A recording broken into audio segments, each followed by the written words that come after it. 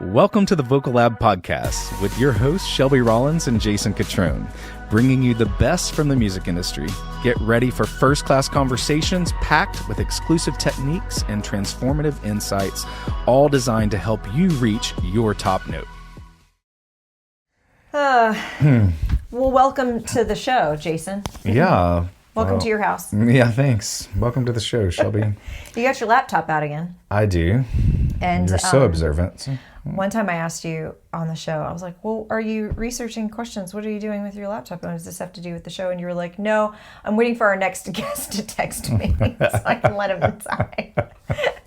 We're real high tech over here at the Vocal Lab Podcast. Well, what you got it out for today? What you looking Well, at? I mean, I'm going to throw out some surprises. Okay. It's called a suspense builder in the biz. That probably has a better name than that. That's what I came up with. No, you know what I thought today, Shelby? Let's discuss something that's a big deal right now. All right. Your attitude.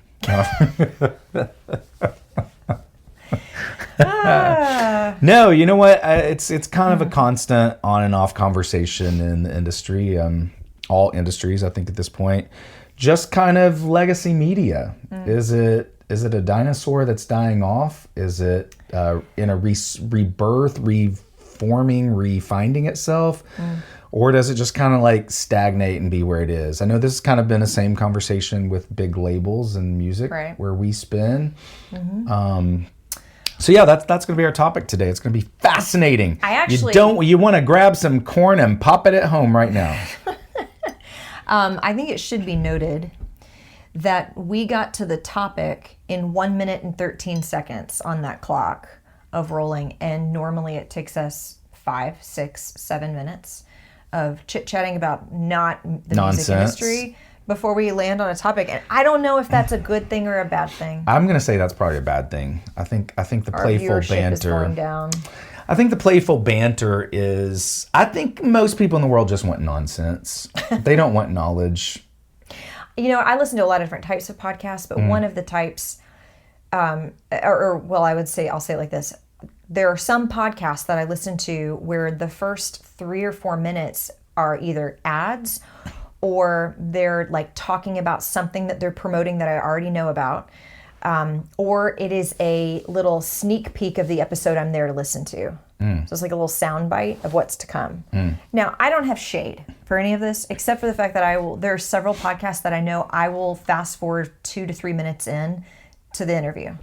Like, okay, get to it. I don't want to listen to the commercials. I don't want to listen to the soundbite. I'm already here. But you're one of the people that likes knowledge over nonsense. Well, but those aren't nonsense. I prefer nonsense over knowledge. If it's banter, I'm entertained. But that's this is not banter. That's what I'm calling nonsense. It's just banter. It's playful. There's no really purpose other than to just chat, have fun, and be casual. That I can get behind. So like other podcasts I will listen to that are funny, and they like Bobby Bones. He's like that. Yeah, he's great.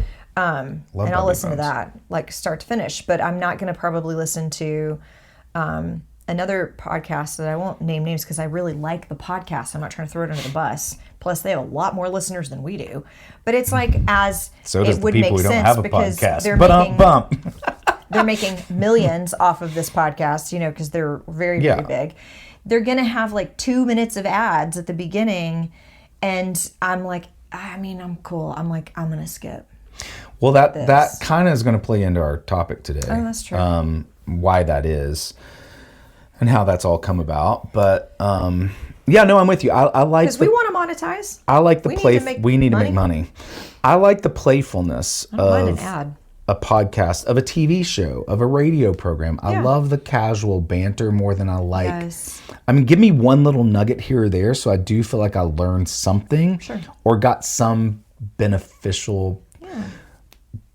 But I think, and I'm going to stand by this until I'm no longer able to breathe, most people want to just be entertained. They don't want to be taught anything or have to be most people spoken to or preached at or most people just want to be entertained. For a podcast or for just anything? Anything. Now again, I do think a lot of people like to learn. But you're not following my through line here. Sorry. It's all of it. Yeah. It's all of it. right? Yes, people do want to learn stuff. I think by and large, most people listen to podcasts today to learn something about a topic. Or learn more about the person delivering the topic even. Sure.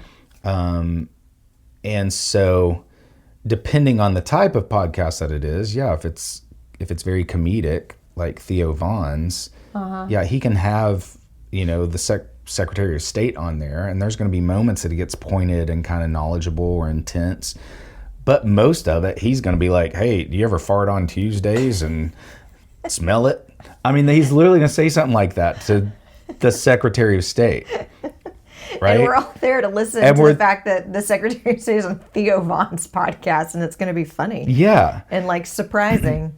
So again, my through line to the point here is more people are wanting to be entertained than given knowledge. If that happens in the same little party you're having, great.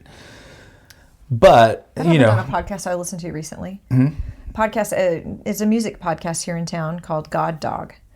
God Dog, if you're listening, come be on our podcast. I actually don't know. I'd like to know where that title came from. But this is super country guys, and they're both songwriters in town. Okay. And they have a podcast that's about music, but it's also about like hunting. Wow. And it's such an interesting intersection, but it makes total sense in country music. But they had one of my artists that I've worked with on their show, so I listened to it. I was like, oh, I totally want to hear what he was sharing on the podcast. That's cool. And so the first half of the podcast, he's telling his story, and he's talking about songwriting and the music business. And then they make a hard pivot. All of a sudden, they're like, all right, that's enough of that. Now I want to talk about hunting. And I stayed listening to like another 40 minutes of this podcast because I don't know anything about hunting, okay? So it's informational and entertaining. Yeah, because I was like, interesting. You're just going for it. And I think maybe my quest to be a better podcaster was also partly here. And I'm like, I'd like to know how they make this transition. And I'm just curious, and I'm interested. It's just a hard pivot. And I'm interested in my student here. And so I'm like, all right, I'm going to listen to this. And I listened to, 30, 45 minutes of them talking about hunting, using words I'd never heard of in my life. It was like another language. And I learned some things, and then I forgot all of it. But I was also fascinated by this whole concept of like, we talked about turkey and deer and hunting stuff. And it was nothing about music, but it's a combo kind of podcast. And I was like, wow. That's fascinating. Interesting. So I kind of learned some stuff, but I was entertained because these guys were funny. And that's why knowledge should be both fun. Yes. And educational. It's like when you go to school, your favorite teachers are the ones who were more fun. Yeah, they're fun. Totally. And they probably helped you retain information better. And also the ones who would let you have free Fridays. Yeah. Because you could just be, hey, can we have a free day? Sure. What do y'all want to do, right? Yeah. Those were the fun ones. Yeah. Yeah. So how does this take us where we are today? I don't know, Shelby. Well, look, it's the 7-minute mark. Yeah, I know, now right? We can pivot into I noticed that. I noticed that too. No, let's go back at it. The big dinosaur, if you will, in the media world today is legacy media. And their prevalence, their prominence, and their future. Not that you and I are anyway experts in this topic, but I think we can share some advice or just some thoughts and comments from our own realities working inside music and media. Yeah. And how we see it playing out. Yeah. Well, I mean, and it used to be, especially our parents' generation, where you'd go to like hear your favorite band, like the Beatles would be on the Tonight Show with Johnny Carson or whatever. Or Jay Leno or... Well, not the Beatles with Jay Leno, but like Johnny Carson. Oh, yeah, I see what you're saying, yeah. That he was a long time Tonight ago. Show, what was the guy that was before him? The guy who started it all? Ed Sullivan. Ed Sullivan. That's the guy they were on. And so all of these... Great point. Ed Sullivan, not only that show, catapulted the Beatles into world dominance, right? Because they were huge in Britain and Europe. Yeah. And it was that plane ride down, everyone freaking out, and their appearance on Ed Sullivan that arguably put them on the world map. Right. And at the same time, he did the same thing with Elvis Presley. Right? And so that was one person with one TV show that had the power to manipulate and dictate who you were going to love. Global music media. Yeah, it's true. It's true. Right? And all those other TV shows that were like variety style shows, you know, entertainment shows or whatever. Like Dolly was on one, or Dolly had one. Carol Burnett had one. yeah, and they were so all many about people did. basically like launching artists and musicians. That's how people figured out who they, well, at least what they looked like, and obviously radio, right? So it's not to say that wasn't this was the sole way any artist got heard at all, but like the visual, like combining the audio to the visual was like so powerful, huge. It was like such a big deal, and it was always on these massive networks like NBC. Well, and up until 10 years ago, we weren't distracted by any. We only had so many options. Yes, it was the only screen. It was the only screen, and you and I can remember growing up that option list would get bigger and bigger, right? Remember when they would add more channels? Like, oh wow, now there's this like now there's the game show network. There's MTV. Yeah. Right? All that started happening. It's like, whoa, we got more options. Now there's so many options, I can't even focus on what I want to watch. Right. And so you've got these behemoth companies like NBC, CBS, and ABC. We'll call it those three, the dominant big ones. For entertainment, and at least. Yeah. Who have these day shows and night shows that were built around telling story, introducing authors, chefs, comedians, musicians, actors, right? Cultural lifestyle shows that now are fighting to find their prominence in the cultural landscape. I couldn't tell you. Wow, I just talked like a true professional. Wow. That was good, Carlos. Carlos, make that our clip for social media. But see, now, that's so I couldn't good. tell you the last time I watched The Tonight Show. I'll tell you the last time I watched except one. if I had an artist perform That was on it, them. yeah. That's literally it. And I don't mean to, I'm not name dropping. I'm just saying that's literally the only reason I would turn on is to watch. Oh yeah, somebody I work with was on there. Someone I work with is on this show. Yeah. So. Well, here's a little quote. This is why I have my computer on. Okay. So I just found it fascinating. Over the past decade, legacy media in the U.S. has experienced significant shifts, including declining circulation, job losses, because they're throwing in newspapers as well here. Sure. And changing revenue streams. While traditional media like print newspapers have seen a decrease in audience and advertising revenue, some platforms like local television, which I found interesting, have remained relatively stable, with increases in digital advertising and political advertising revenue being the stars of the show lately. So, and just even like on the newspaper side, U.S. declining newspaper circulation, it's decreased from 58.8 million a day in 2000 to 24.2 million in 2020. That's cutting over half in 10 years or 20 years. And it goes on to talk about like job losses in the newsroom, and it's interesting because with the advent, obviously, again, of social media and streaming platforms and services, we have so many options, which has greatly impacted our business of music. And you have traditional media like these big networks and radio stations trying to hang on to power and prominence. Right. And you've seen they've a lot of them have switched to streaming as well. So like there's Peacock. Right. Instead of just they've had to get in the game. I can watch NBC on my cable network package or whatever. Now I bought or whatever. You buy a streaming service from any of these big conglomerates, Disney. You got Disney Plus and all that kind of stuff. And I realized the only reason I have even like regular cable at all is for sports. And you don't even have to have that. You can have like sports YouTube. Package. What is it? YouTube TV. And watch pretty much anything you want to watch or some kind of. So it's like, why do I have this? You can watch any of these things on, and they obviously had to pivot to make money in the streaming game, subscriptions and all of that. But what were you about to say? Well, I saw not long ago, and don't quote me on the number. Maybe Carlos can look. I guess I could look it up. That the average person spends, it was a little over, I think, $800 a month on subscription services. I believe that. Which is crazy. It is a lot. And that probably includes cable TV and their cell phone. They're probably including those two big chunks of that. But I mean, if you think about it, just your internet, if you have cable or YouTube TV, whatever you do, and your streaming packages and your cell phone, that's more than most people around the world make a year in a month. It's crazy. It's crazy, and yet we just keep trucking along like, oh, give me another $20 smoothie. I'm going to go watch some Peacock. How do you feel like the decline of the legacy media has changed for artists at least. Huge. Now, yeah, kind of it would be fun. The business aim. Let's try to remember this. This would be a fun question to ask an industry exec next time we have them in, especially at a label higher up. Like, how has this affected their job in promoting the artist? Because again, as we said, used to, you could put an artist on the Tonight Show or the Today Show. I never thought about that. It's the Tonight and I've never put that together. I have literally never put that together in my life.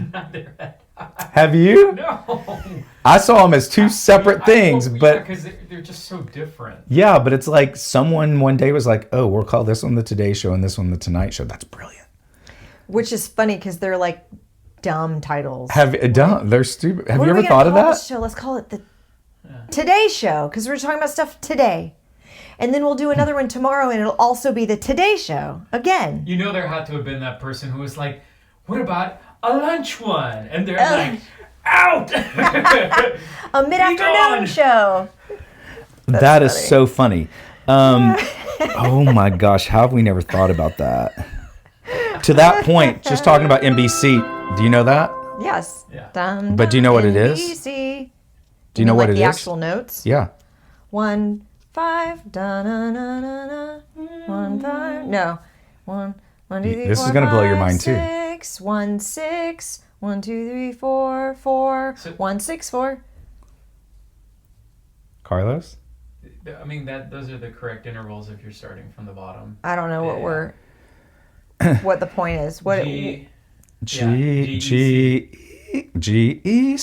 Yeah, That was not correct. General Electric Corporation. Oh, because they own. Who used to own NBC. Oh. Yeah.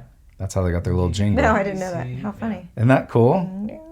Yeah. Yeah. It's like all these things we don't think about do have meaning. So yeah, someone was like, yeah, let's call it the Today and Tonight Show. It sounds silly, but no one's got it. Makes perfect sense. Someone over there. You're gonna remember it. No, so to the point we're at. Used to, they could put artists on these shows, and I mean, sales would go through the roof. This was also in the day and time when there were physical products being sold, not just streaming numbers. Yeah. And so you could have someone go on the Tonight Show, like Whitney. Whitney I remember Houston. when she was on, or Dave Letterman, which was not the Tonight Show. That's the Late Night. Late Night with Dave Letterman. Yeah. No, yeah, it was a guarantee. We're going to get record sales from this. Oh, yeah. And so it was a huge performance for her. I don't know if it was her very first, like... I don't remember, but it was big. She sang Saving All My Love, which was her first single. Oh, so it's yeah. possible that was her first, like, national TV appearance. Possibly so. She killed it. It was amazing. I love that. I'll go on YouTube and look it up. It's such a good performance. Yeah. Unlike Lana Del Rey, who had her first big TV appearance on Saturday Night Live. Remember that? Oh, really? It was really awkward. She was like deer in headlights, and there was all this buzz. Is she over? Like, she recovered for sure. She's amazing. But it was like her first live performance. Oh. There was all this debate: should she do it? Should she not? But she got asked. Which is another valid point. These were moments to either make or break an artist. Yeah. I mean, it's a lot on the line. It's live TV. There was everything was on the line. Nothing. There wasn't live auto-tune. And there was direct money attached to it. Yeah. Because there would be record sales. Right. And it's also why all these networks, by and large, started having, I don't know if you ever thought about, why do we have so many award shows? These are all built around record sales and touring. Yeah. The main one that's not, the two that are not are CMAs and the Grammys. Those are nonprofit organizations that put on these award shows. Billboard Music Award is meant to spike sales and streams for Billboard, right? I mean, you go down the list. Yeah. VH1 used to have awards, MTV awards. Like they were there just the little moon guy. And they would all come throughout the year periodically to boost sales in slow times. Same things with greeting cards. Mother's Day, all those things came around so that they could sell cards and flowers and products. Are you trying to tell me that Mother's Day is a sham? Guess what? Now this is interesting. No, it's not a sham. And guess where Mother's Day first was held? Like what country or something? Yeah, wherever. A location. The White House. Carlos, lay it out. I don't know. West Virginia? No, it was Kentucky. Oh, so what? So what ChatGPT says. What? Well, sometimes chat's wrong. You got to be like, are you sure? Yeah, chat? there was. And then it'll be like, oh, you're right. I'm actually wrong. That's what's in here too. But there is a plaque in Kentucky that says this is the first Mother's Day. I'm gonna have to research that. Wow, that fell flat. I'm looking. Womp I'm looking. womp. So, you know, there has to be a huge debate and problem inside of boardrooms of label executives now trying to figure out how do we really get these artists not only to break, but how do we get spikes in their careers when we don't have... The teacher started observing within her classroom Mother's Day years, I think it was 15 years before the official celebration in West Virginia. So the roots did start in Kentucky. Wow. Just always, Cool. all things Kentucky people. Look at that. It's a very unassuming state, let me tell you. What was I saying? Oh, so they're literally fighting, trying to find ways to get the music heard because you can go on the Today Show now and it can be crickets. A lot of people don't know this. You have to pay to be on there. Yeah, I didn't know that. Artists You are said paying that to before. be on there. Right. I did not know that. Yeah. So like even very big artists. Yes. Yeah. Yes. Now That's now crazy. there might be what I don't know the answer to, and if anyone does, you can let us know. Lady Gaga may not have to pay to be on there, but she might.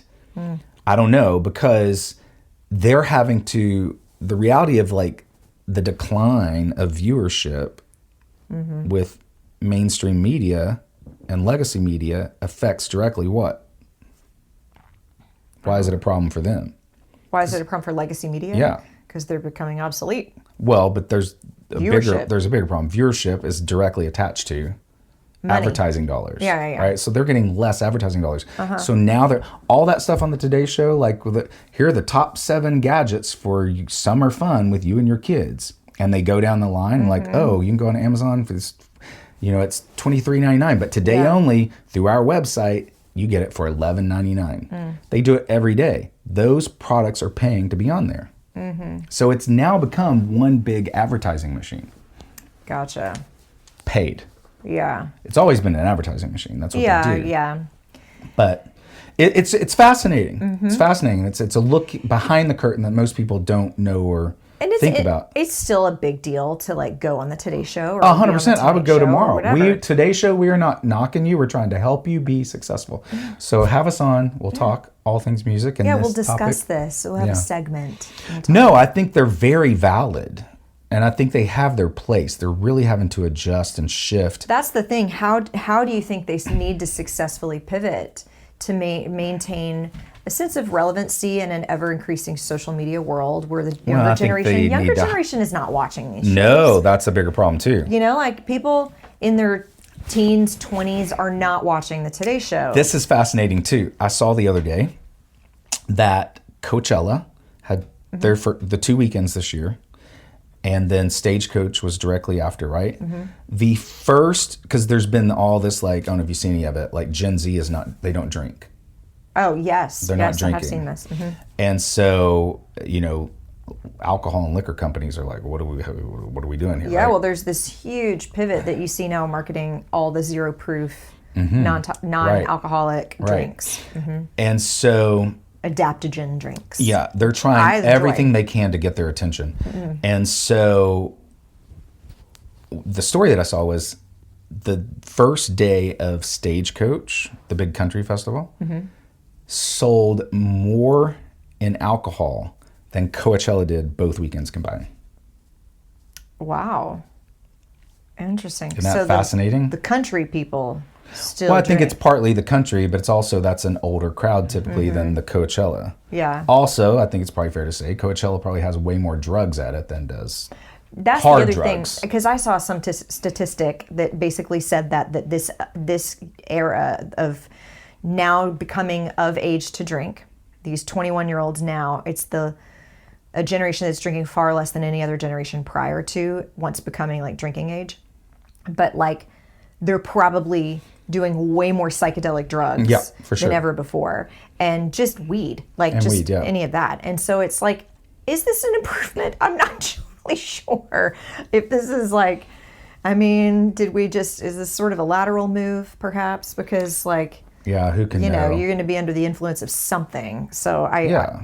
whatever. Anyway, but yeah, that's an interesting I find it all just statistic. so really fascinating, right? And so, you and I don't have to make these big decisions in corporate boardrooms, thankfully, but I think we do play a small part in it, being in the music business, that we need to always be aware of trends, of clients we're working with that are trend setters. Yeah.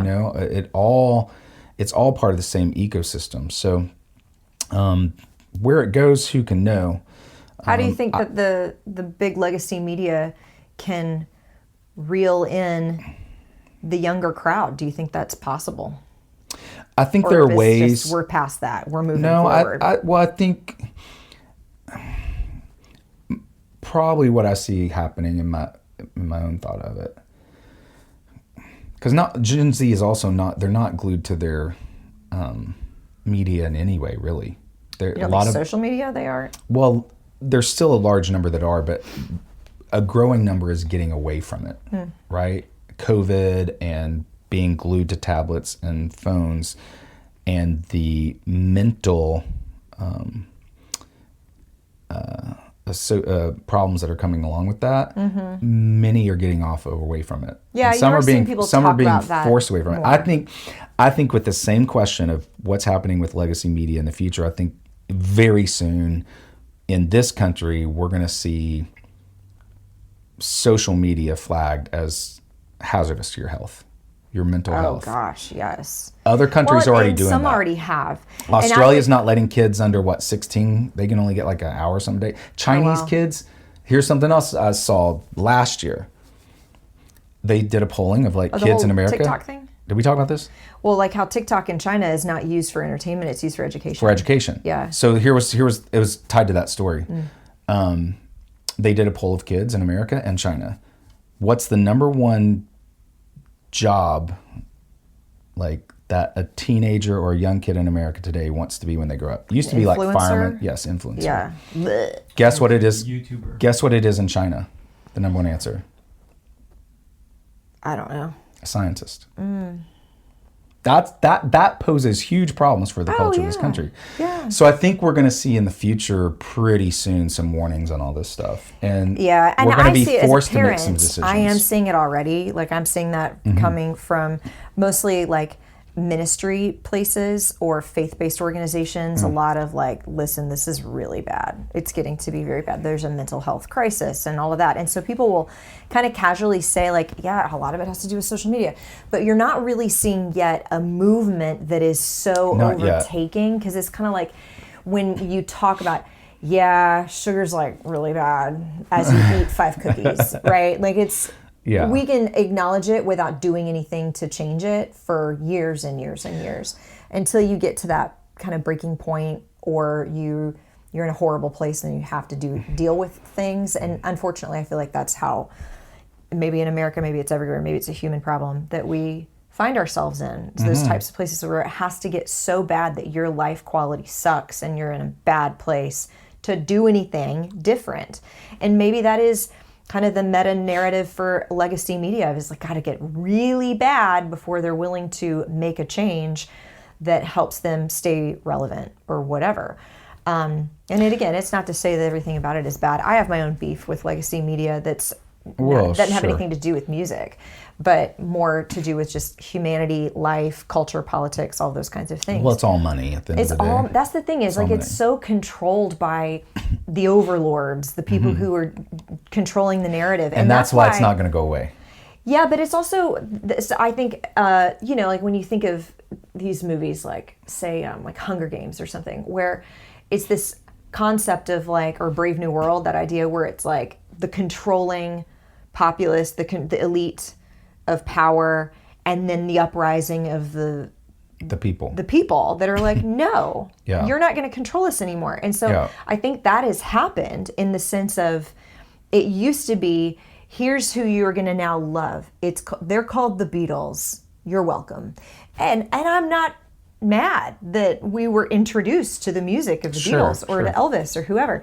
But now it's kind of instead of the somebody who maybe young people arguably think are out of touch, the boardroom executives or whoever, that are just really wealthy and moving money around, may or may not be lining their pockets with it. It's now the people that are on social media platforms, as toxic as they can be, discovering new music and being like, actually, anybody can put a song out.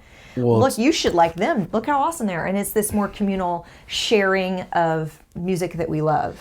But right? I think to what you're saying, the bigger end result there is going to be they're still both going to coexist. Yeah. Because remember 10 years ago, everyone was saying, whoa, this streaming stuff, labels are going to die. They're going to go away. Right. Who controls most of streaming today? Shocker, everyone, the big labels. They pivoted, they shifted. They had the money. They had the back catalog. Legacy labels make more money off their back catalog that they could sustain forever, someone told me one time. If they just only posted back catalog and never released another new artist, Sony Music will not ever go away. Because they're just so big. Hot take, everyone. Yeah, and so there's always going to be this give and take, cat and mouse, pro and con, however you're going to look at it, with the big and the small. Right. We're all trying to learn how to coexist here in this world, and and they both need each other. And they both need each other. Yeah, I mean, that's why we've had executives from Sony and executives from independent labels both on the show and be like, talk to like had what you're doing artists and is independent important. artists. Yeah, what you're doing is important. Tell us more about it. Yeah. So maybe at the end of the day, it's just like, be a good human. Right? Yeah. All this stuff we could talk for days and could go on, and we don't have the answers, nor do the people at the top. Why did you just tell them that we don't know the answers? They're not going to listen to us anymore. No, I'm saying we don't have all the answers to how to fix these big issues. Right? We have our thoughts and opinions, of course, but the world's going to keep moving forward, whether we try to help it or not. So just be a good human as it moves forward. That's how I try to live my life. Yeah. If I can have a big record deal, it makes sense, I'll take it. If I need to have an independent deal, makes sense, I'll take it. Yeah. Will I watch The Tonight Show tonight? Probably not. But if they want me to be on it, I'll be there. I don't know who's hosting it either currently. Jimmy Fallon. Oh, right. Okay. I get them all confused. All the different night shows. I know. All the Jimmys? There's all the Jimmys, yes, and then there's like the late night, and then there's late night, and there's later at night. And then there's like, wow, it's already morning, but we're still here doing it. Somebody is still watching TV. Bring back Greg Ferguson. And Conan. No. Oh, I loved Conan. I loved Conan. I love Conan. Love David Letterman. No. Well, fascinating stuff here today, Shelby. This has been riveting. Thanks for having me. Anytime. We'll do it again. I promise. Till next time, you guys, stay safe and be a good human. Stay safe. It's like a COVID sign-off. I know, right? Thanks for tuning in to the Vocal Lab podcast. Ready to join the top ranks of the music industry? Don't forget to follow and subscribe for more first-class conversations that make the extraordinary your new ordinary. Until next time, keep striving for your top note.